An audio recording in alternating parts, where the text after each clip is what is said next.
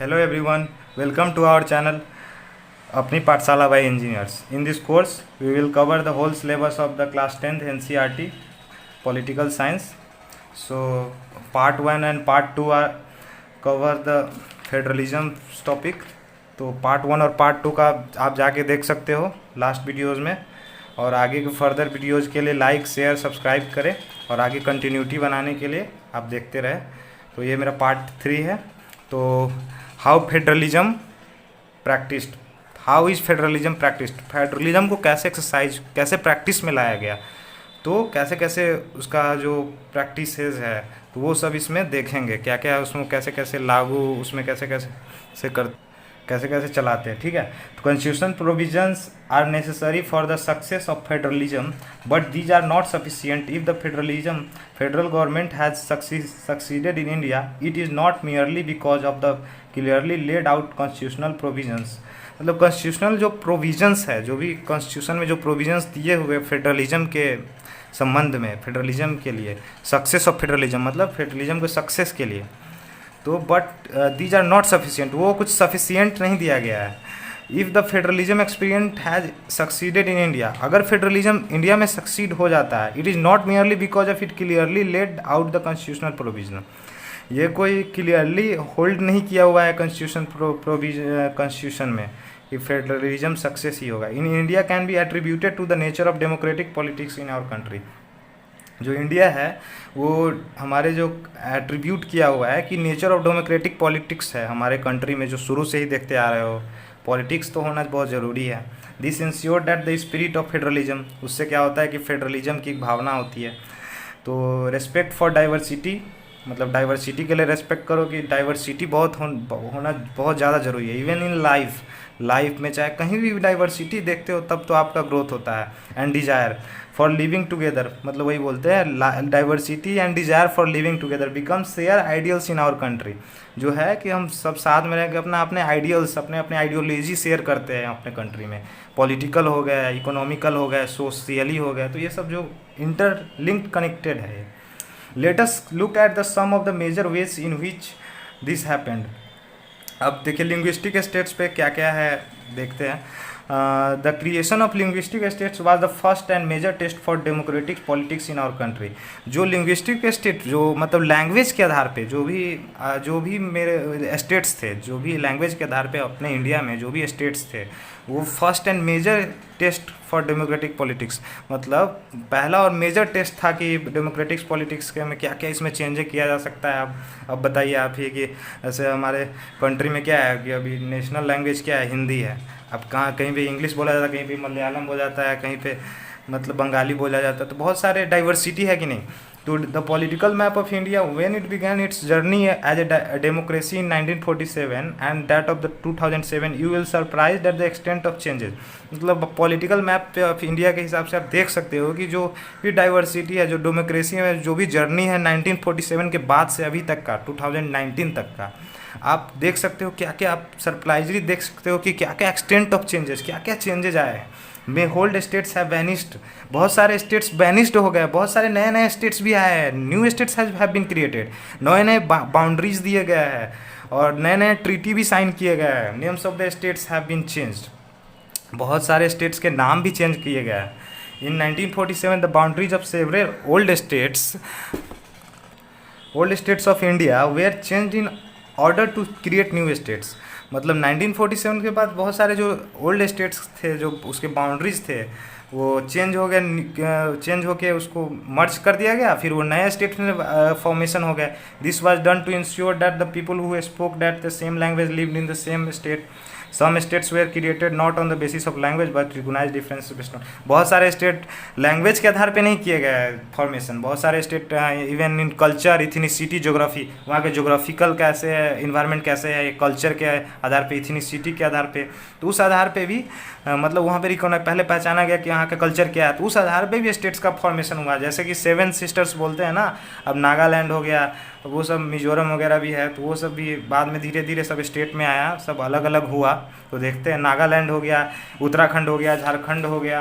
तो आपको पता ही होगा कि बिहार में भी बिहार से जो झारखंड अलग हुआ था 2000 में, तो उसमें भी कुछ ना कुछ ये था कि लैंग्वेज का भी था, कुछ कल्चर का भी था। तो ये मतलब कैसे कैसे स्टेट से ही स्टेट अलग हुआ बहुत सारे, जैसे मध्य प्रदेश छत्तीसगढ़ अलग हुए 2000 में ही।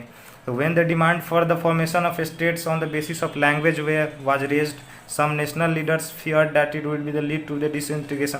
बहुत सारे नेशनल लीडर्स थे, वो डर रहे थे कि कहीं मतलब ये डिसइंटीग्रेशन ना हो जाए, मतलब कंट्री का विभाग, मतलब होमोजिनिटी मतलब ख़राब ना हो जाए, इन अनस्टेबिलिटी ना हो पाए।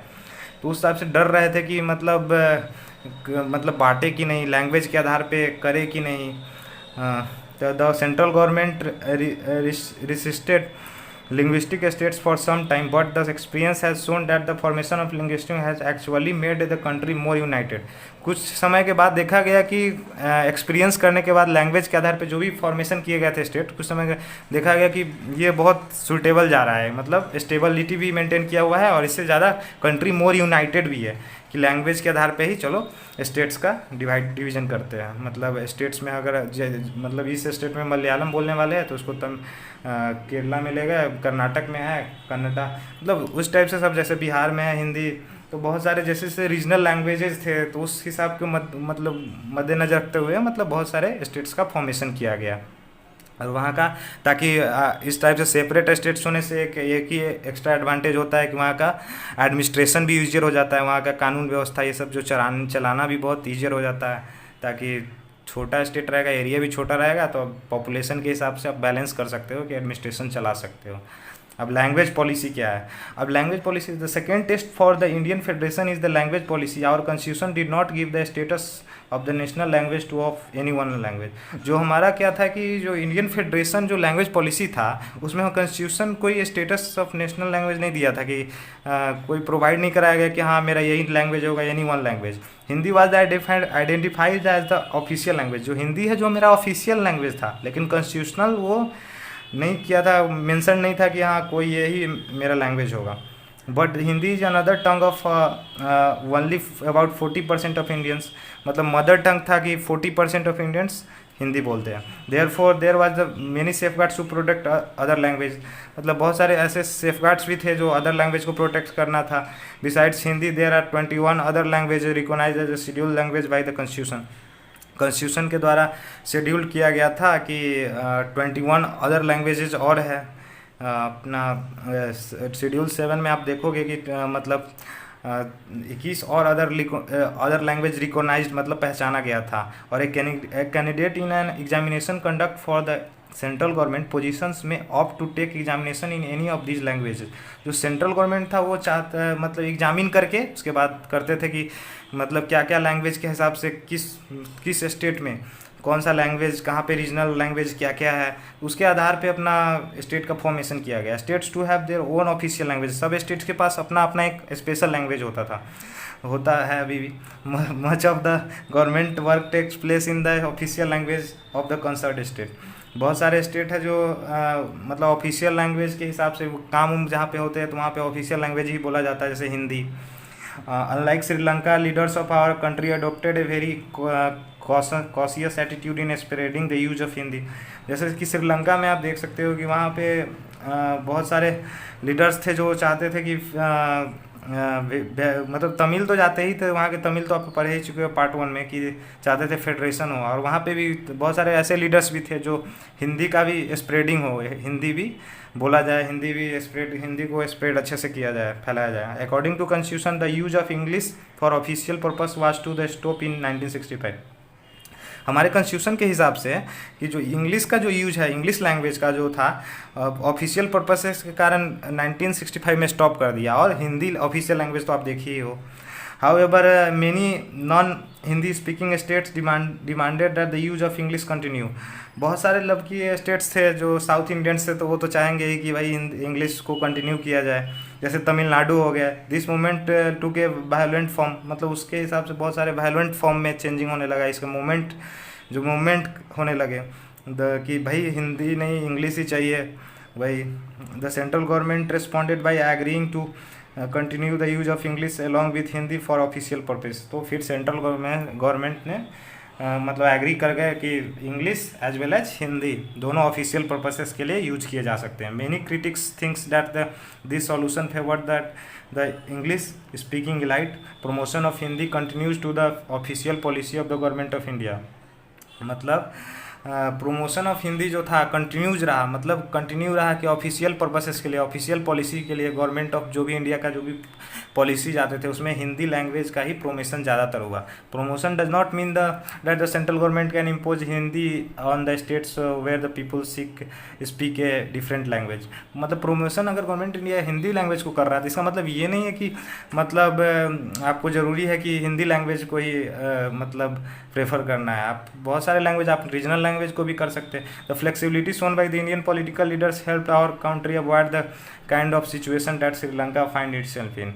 जो वहाँ का फ्लेक्सिबिलिटी था, इससे हमारे इंडियन पॉलिटिकल लीडर्स बहुत मदद की, हेल्प किए कि कंट्री में अवॉइड करना ऐसे सिचुएशंस को जो लैंग्वेज के आधार पे कोई भी कॉन्फ्लिक्ट्स ना हो, जैसा कि श्रीलंका में देखा गया था। अब सेंटर स्टेट रिलेशंस, अब सेंटर और स्टेट के बीच में क्या क्या रिलेशन है। अब यूनियन गवर्नमेंट और सेंट्रल गवर्नमेंट, मतलब सॉरी सेंट्रल गवर्नमेंट और यूनियन गवर्नमेंट तो एक ही होते हैं, तो मतलब सेंट्रल गवर्नमेंट और स्टेट गवर्नमेंट के बीच में क्या क्या रिलेशंस है। जैसे कॉन्करेंट लिस्ट में दोनों मिलके बनाते थे ना लॉ, अब बहुत सारे बीच में क्या क्या पावर शेयरिंग होता है उसके बारे में देखेंगे सेंट्रल स्टेट में रिलेशंस में। Restructuring the centre state relations is one more way in which federalism has been strengthened in practice. जो फेडरलिज्म है जो प्रैक्टिस में लाया गया वो बहुत ज़्यादा स्ट्रेंथन होने लगा, जो पावर शेयरिंग होने लगा सेंट्रल और स्टेट के बीच में, और रिलेशन और हारमोनियस कंस्ट्रक्शन एकदम बना, मतलब एकदम सामंजस्य अच्छा सा बना, स्टेबिलिटी भी मेंटेन हो गया। और how the constitution arrangement for sharing power work in reality depends to a large extent on how the ruling parties and leaders follow these agreements. मतलब कैसे कैसे कॉन्स्टिट्यूशन एग्रीमेंट्स हुए, कैसे कैसे मतलब पावर शेयरिंग हुआ, फिर उसके बाद लार्ज एक्सटेंट पे रूलिंग पार्टीज जो थे, लीडर्स थे, उसके बीच में एग्रीमेंट हुआ। For the long time same party ruled the both at the centre and many of the states. बहुत सारे जो पार्टी थे बहुत समय तक रूल करते थे कि एक ही पार्टी का था और वो रूल करते रहे। जैसे कि अगर स्टेट लेवल अगर मतलब जो रूलिंग पार्टी है और स्टेट में जो कोई दूसरे पार्टी का है तो थोड़ा कॉन्फ्लिक्ट्स, मतलब थोड़ा अनबन हो सकता है कि मतलब अनस्टेबिलिटी आ सकती है। जैसे मान लीजिए अपना सेंट्रल गवर्नमेंट में ही है तो अब बीजेपी के ज़्यादातर लोग काउंसिल ऑफ मिनिस्टर्स में, तो अब मोदी है तो मोदी के साथ ज़्यादातर अब बीजेपी है, तो थोड़ा स्टेबिलिटी मेंटेन है। अगर वहीं पे अगर ज़्यादा अगर रहता कोएलिशन की सरकार रहती, जैसे अपने बिहार में जैसे देखते होंगे कि जैसे नीतीश कुमार थे तो एक बार पूरा अपना उसका मेजोरिटी शो नहीं कर पाए थे तो कोएलिशन का सरकार बना था, उसमें मतलब डिफरेंट पॉलिटिकल पार्टीज़ के भी मिलके जो गठबंधन का सरकार बनाता है। तो उसमें क्या देखा जाता है कि भाई कभी भी वो मतलब मतलब सहमति नहीं हो पाता है ना, एक हर एक मुद्दा पे सहमति नहीं हो पाएगा, तो उसमें कॉन्फ्लिक्ट्स देखने का ज़्यादा देखने को मिलता है। तो इस वजह से स्टेबिलिटी मेंटेन नहीं हो पाता है। Still the parties that ruled at the centre try to undermine the power of states. जो पार्टीज जो रूल्ड पार्टीज है जो सेंटर में वो डिसाइड करता है कि जो कैसे कैसे पावर ऑफ स्टेट्स का क्या क्या होगा और उसमें कैसे कैसे कॉन्सिक्वेंसेस क्या क्या चेंजेस होंगे। In those days central government would often misuse the constitution to dismiss the state government that were controlled by rival parties, this undermine the spirit of federalism. क्या था कि वहाँ का जो सेंट्रल गवर्नमेंट जो है जो कॉन्स्टिट्यूशन का वो डिसमिस कर सकते हैं स्टेट गवर्नमेंट को, फिर for the control liver parties. मतलब अगर पार्टीज में कोई भी कॉन्फ्लिक्ट वगैरह है तो वो तो सुप्रीम कोर्ट और हाई कोर्ट तो देखते ही है, प्लस सेंट्रल गवर्नमेंट का भी एक इम्पोर्टेंट रोल होता है ताकि एक होमोजेनिटी बोलते हैं ना, होमोजेनिटी मेंटेन रहे, यूनिफॉर्मिटी और होमोजेनिटी, तो इस तरह से हारमोनी बना रहता है। तो all this change significantly after 1990 this period saw in the rise of regional political parties in many states of the country. This was also beginning of the era of the coalition government. मतलब जैसे 1990 के बाद significantly change हुआ, मतलब अचानक से change हुआ कि जो रीजनल पॉलिटिकल पार्टीज है वहाँ का जो स्टेट्स है, जो कंट्री में जो भी स्टेट्स है, वहाँ के रीजनल पार्टीज है, वहाँ पे क्या हुआ था कि कोएलिशन का गवर्नमेंट भी बनने लगा, मतलब वही गठबंधन वाले सरकार जो बनते हैं, जो फिर सेंटर में अभी देखने को मिला। Since no single party got a clear majority in the Lok Sabha. अगर सेंट्रल गवर्नमेंट में देखे तो अगर लोकसभा में कोई क्लियर मेजोरिटी शो नहीं कर पाता है, मतलब सिंगल पार्टी कोई, जैसे बीजेपी है, मतलब जैसे कांग्रेस था तो कांग्रेस अपना मेजोरिटी शो नहीं कर पाया, तो मतलब और मान लीजिए कि बीजेपी को भी मेजोरिटी शो नहीं कर पाया और कांग्रेस भी शो नहीं कर पाया, तो दोनों क्या करेगा, कोएलिशन का सरकार, दोनों मिल के गठबंधन का सरकार बनाएगा। तो दोनों अपना बांट लेंगे काउंसिल ऑफ मिनिस्टर्स कि हाँ मेरा भी ले लो, मेरा भी ले लो, अब तू एजुकेशन मिनिस्टर बन जा, तू फाइनेंस मिनिस्टर बन जा, तो इस टाइप से। Major political parties had to enter into alliance with the many parties including several regional parties for the form a government at the centre. बहुत सारे मतलब रीजनल पार्टीज के भी लोग रहते हैं वहाँ पे, मतलब सब डिफरेंट पॉलिटिकल पार्टीज से, मतलब उसी में के जो लीडर रहते हैं वो सब मिलके कोalition का जो गठबंधन का सरकार बनती है। This led to a new culture of power sharing and respecting for the autonomy of state governments. मतलब इससे क्या होता है कि नया कल्चर पावर शेयरिंग का दिख के आया और ऑटोनॉमी जो था स्टेट गवर्नमेंट का उसको भी रिस्पेक्ट मिलता है। और This trend supported by the major judgment of the Supreme Court that made it difficult for the central government to dismiss a state government in an arbitrary manner।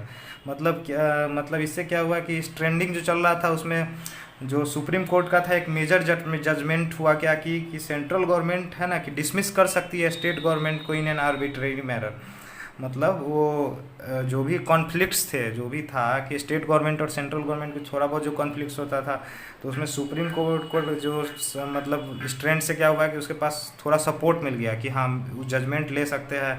और तो state government को भी arbitrary manner में जैसे central government dismiss कर देते थे, तो वो चीज़ देखा नहीं जाएगा। दस federal power sharing is more effective today. अब बहुत सारे फेडरल, आप जान ही रहे हो 193 कंट्रीज में जब 24 अपना ले, बहुत सारे और भी कंट्रीज हैं जो मेंशन नहीं है अभी, तो पावर शेयरिंग कितना इफेक्टिव है आप देख ही सकते हो। Then it was the in early years after the constitution came into force. मतलब कॉन्स्टिट्यूशन जो हमारा फोर्स में आने के बाद ये सब अर्ली ईयर्स में देखा गया कि मतलब power sharing how important and. तो देख सकते हो आप लिंग्विस्टिक डाइवर्सिटी ऑफ इंडिया, जैसे बहुत सारे लैंग्वेजेस थे तो बहुत सारे कॉन्फ्लिक्ट्स भी हो रहे थे और बहुत सारे लैंग्वेज, भोजपुरी, मगधी, बुंदेलखंडी, छत्तीसगढ़ी, राजस्थानी, तो बहुत सारे लैंग्वेज थे। तो उसके आधार पे लगभग 1300 डिस्टिंक्ट लैंग्वेज थे, तो मतलब अलग अलग लैंग्वेज थे। तो आप बताओ कि अब कैसे किसको मदर टंग बनाया जाए, अब किसको, तो बहुत सारे ये चेंज। तो इससे क्या हुआ था हमारे कॉन्स्टिट्यूशन में 8th शेड्यूल में कॉन्स्टिट्यूशन में मेंशन किया गया कि हमारा जो लैंग्वेज है कौन कौन सा, टोटल 22 लैंग्वेजेस था जो मेंशन किया गया है शेड्यूल में, और कौन सा मदर टंग लैंग्वेज होगा, कौन सा ऑफिशियल लैंग्वेज हो, इसके बारे में डिस्कस किया गया है। आप रीड कर सकते हो।